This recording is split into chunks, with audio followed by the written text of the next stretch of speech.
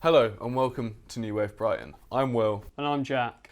and we're looking at the history and evolution of Brighton. We're both uni students but realised we don't really know much about this place. I wanted to explore how Brighton went from a sleepy little fishing village to the gay capital of the UK and one of the busiest and most vibrant and diverse cities in the UK. And I wanted to look at the modern rockers culture that was really prevalent in the 60s.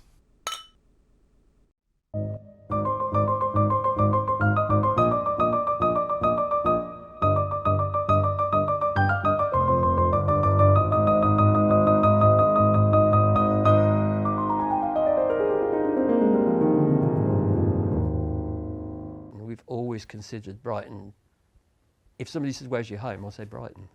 Obviously, I come from the Midlands, but this has always felt like home.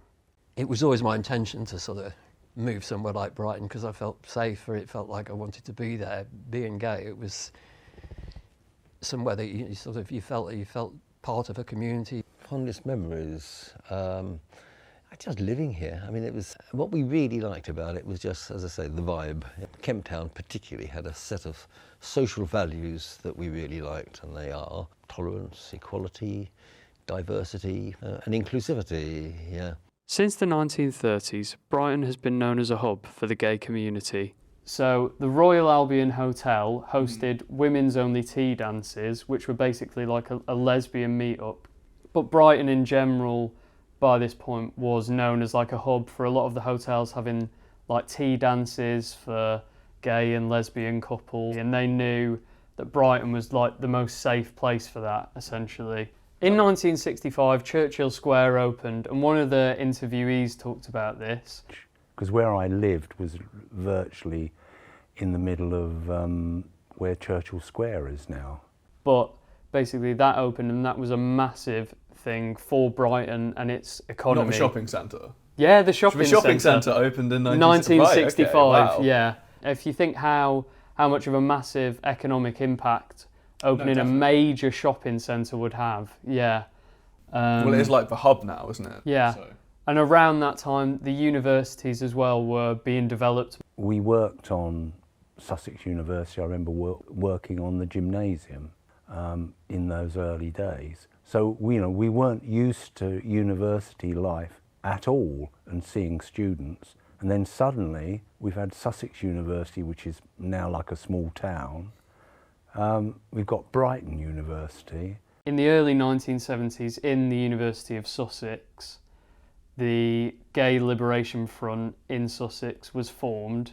They held meetings and dances in the same hotel, in the Royal Albion Hotel. So they let the Gay Liberation Front students meet there, where other people obviously wouldn't. The first officially organised Gay Day was held in 1972 and organised by a group of students from Sussex University who had formed the Sussex Gay Liberation Front.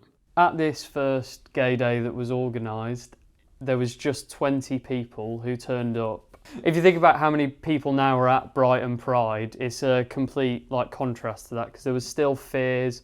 It had only recently been decriminalised. So a lot of the people who were professionals didn't want to be outed and seen as being part of it and being radical. It was still quite underground in a way. Yeah, massively. It was decriminalised, but still quite frowned upon. The next sort of major event was the Pride weekend, which was held the year after in 1973, and that was organised again by the Sussex Gay Liberation Front. And that was the marches and protests down the street in public were still quite badly attended, but the dances, there was over 200 people in the small venues that they made, and it was a quite a successful first weekend. When I see programmes now, reflecting back on the 1980s in other parts of the country, I realise how I had a totally different experience here. It was much more accepting, never experienced any prejudice. The next official gay pride march was in 1991, and that was in response to the AIDS crisis throughout the 80s, and again the stigmatisation of gay men especially. Yeah.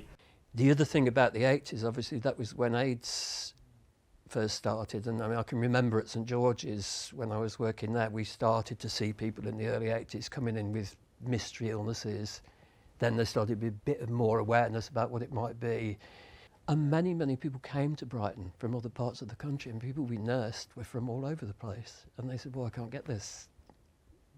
It's just not like this where I live, I can't. And it wasn't, very often it wasn't because their families didn't accept them, they did. It was because society as a whole didn't, and it did feel different in Brighton. Despite the challenges facing the LGBTQ+ community in Brighton, they have always found a way to come together as a community, with pubs and bars being particularly important in creating a safe space.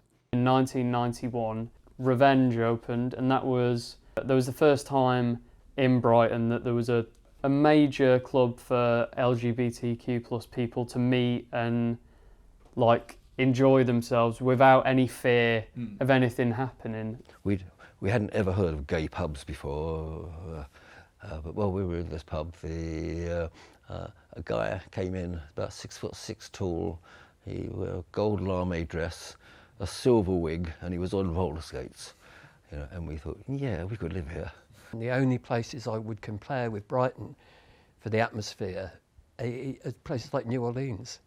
You can go every night of the week and there's something to do. You know, where other cities can you go to, certainly on the south coast, where you could go out to a different gig every night of the week? So, tell me about the Mods and Rockers. Well, it was May 1964, bank holiday weekend, normal day as any.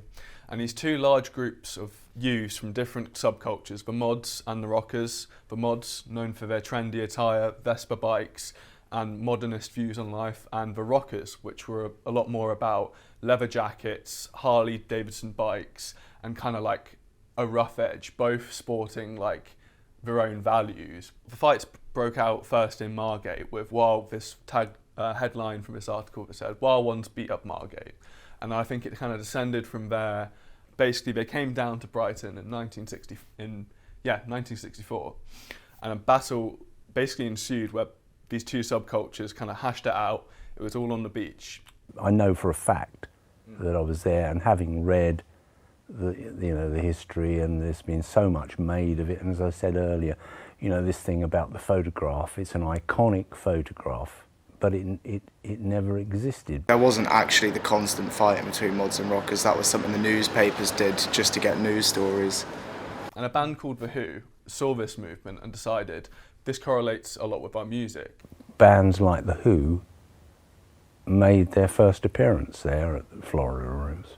We've had some great, that's one good thing with, the Mods and Rockers. We used to have some fantastic rag weeks.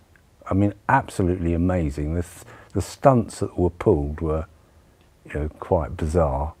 We had a fabulous rag ball at what was the Metropole, and we saw some amazing bands. Their music and influence is like influenced by ska. The mod culture actually has massively impacted Brighton. So there's plenty of mod shops around. You can find, for example, you have Quadrophenia Alley, which actually has a mod shop right next to it.